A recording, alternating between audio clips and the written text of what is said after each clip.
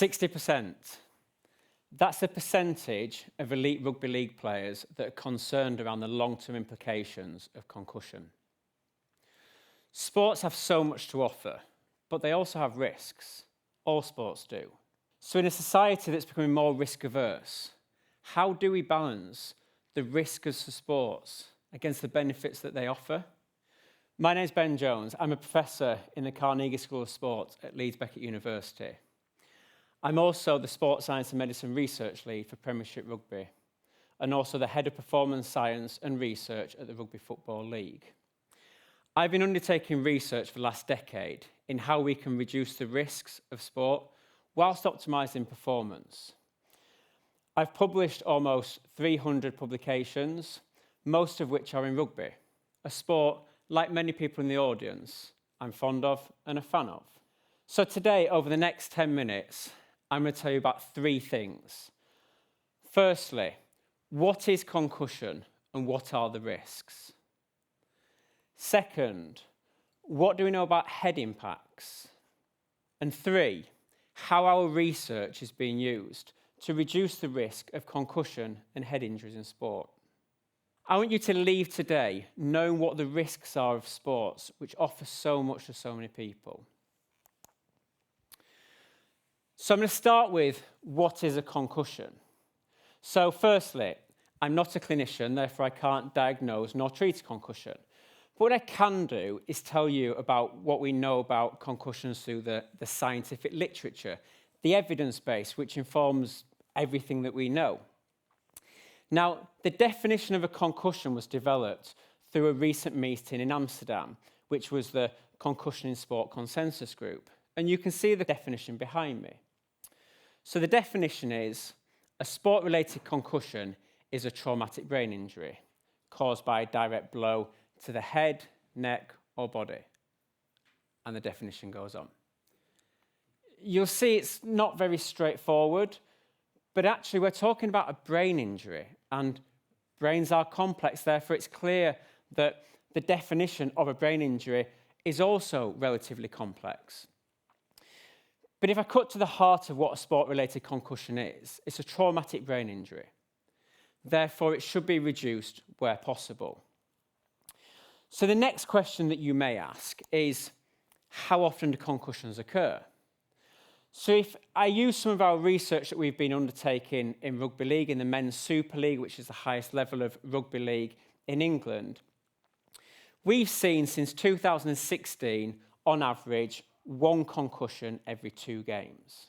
Okay? Now that's 15 concussions per 1,000 playing hours.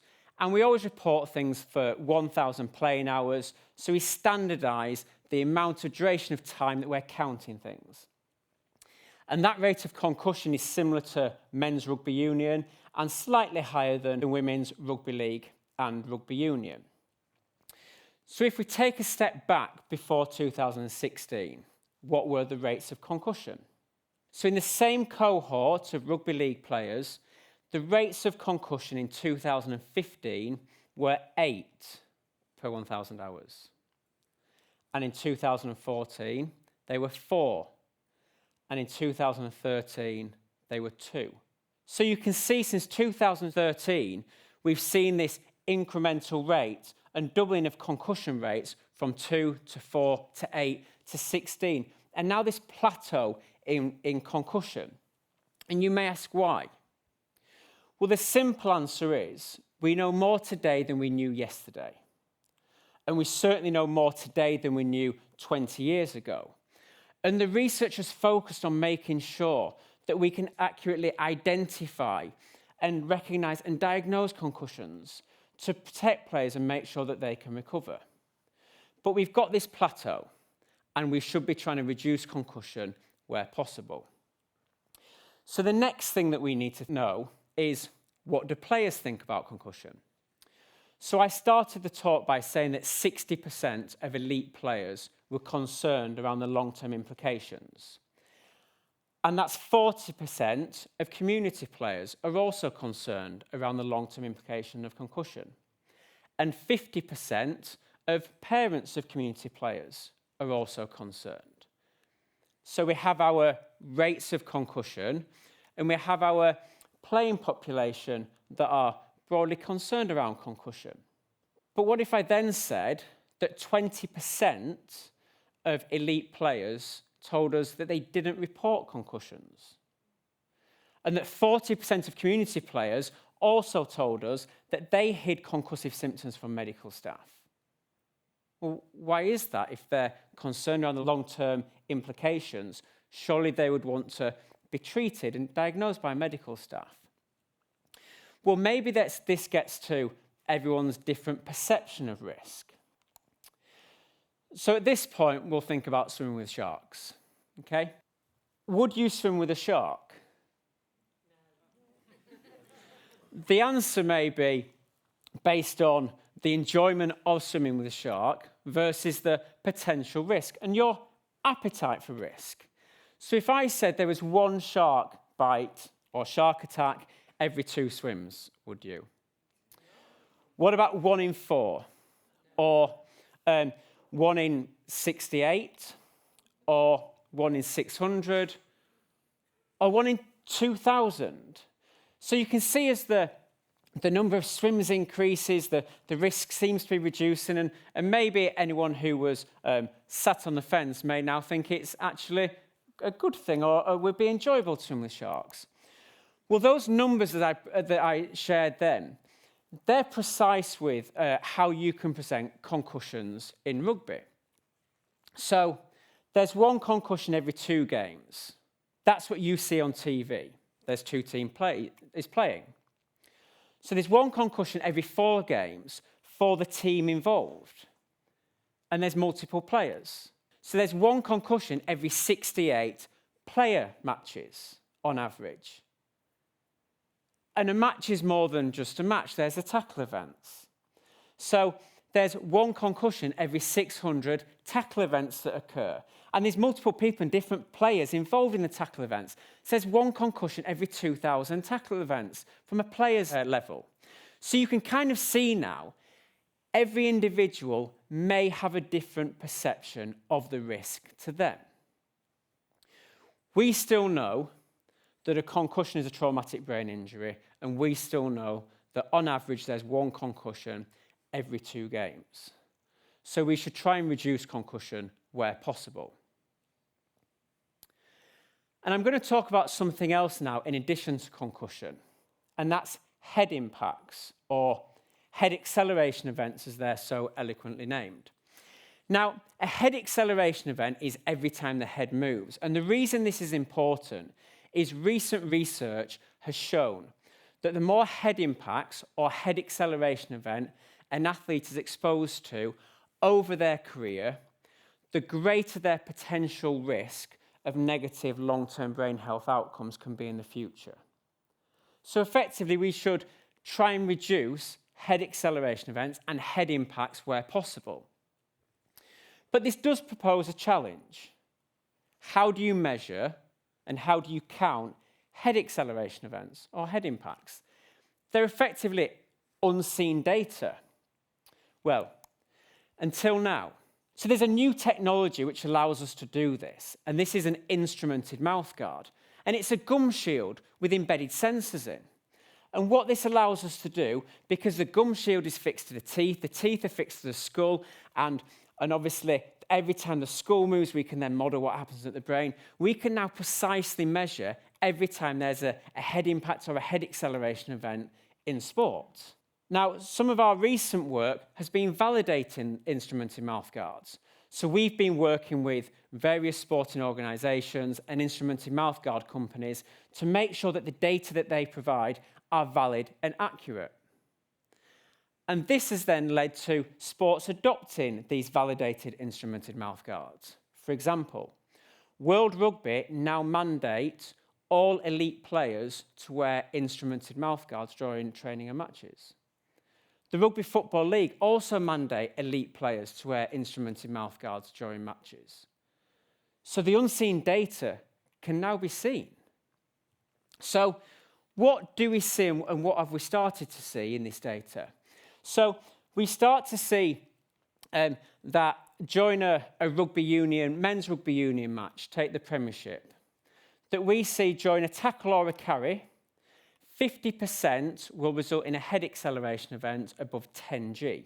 And 10G is relatively low. You could get a 10G head acceleration event during normal daily activity.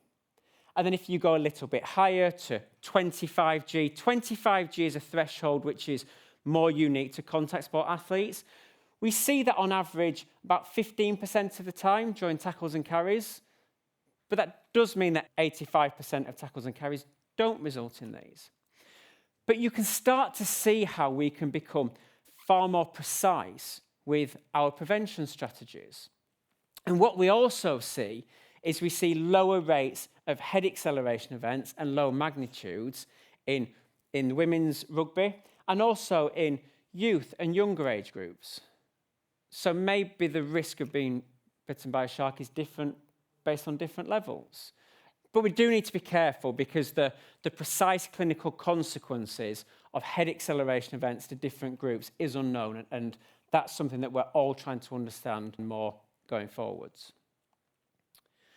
So now we have our head acceleration event rates, we have our concussion rates, and we know broadly what the players' perceptions are. This allows us to move to prevention, which is really important.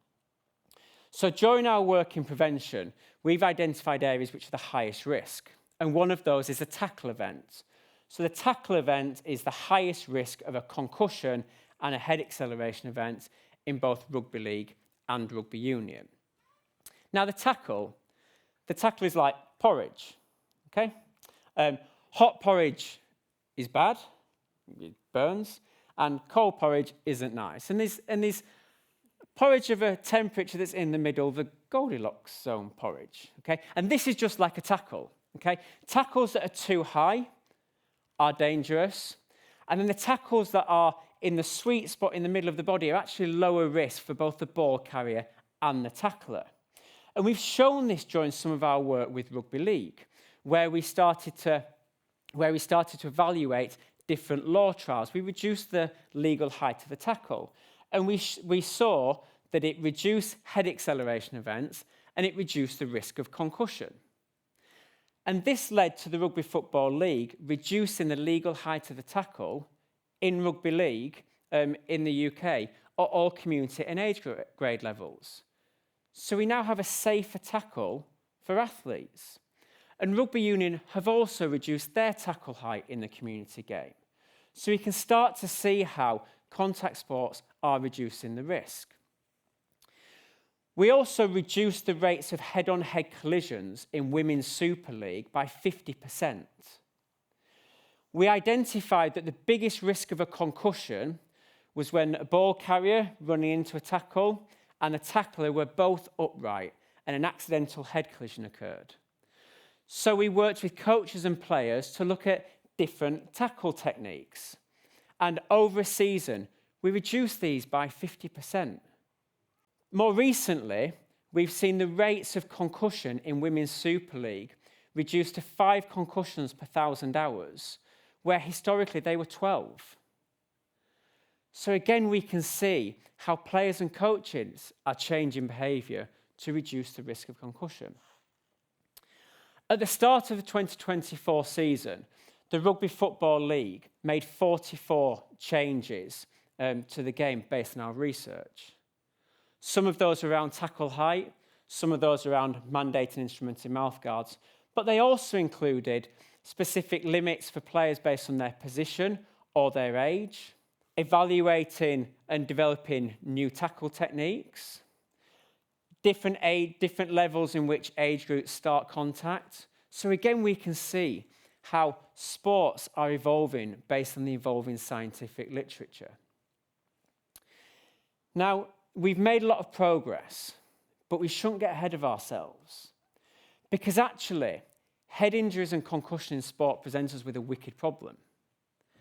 And actually, wicked problems are hard to solve. They're often characterized by incomplete data. They're hard to define. Different stakeholders see them differently. And this is what we see in head injuries and concussion. One of the challenges In the study where we saw a 50% reduction in head-on-head rates, the better performing teams actually had more head-on-head collisions.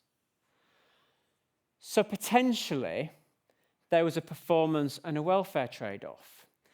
And that's why we've been looking at head injuries in sport through both a performance and a welfare lens. Because we've got to make sure that we do balance both the safety and the spectacle and the reason why people got involved in sport in the first place, especially collision sports. Okay, so let's take a step back and see how far we've come. Over the last decade, there's been an immense amount of research, and that's evolved our knowledge around what concussions are, what the risk factors for concussions are. And we've seen sports adopt new rules, implement new equipment, and change their policies based on this research. Every day, you'll make a decision about the risk versus reward of something. And sports are no different. And this is what we need to do. So the question is, how should we tackle concussion in sport? Well, we need to continue to use the latest technology, the best scientific evidence that we have, and the inherent knowledge that lives within sport to work together to tackle concussion head on. Thank you.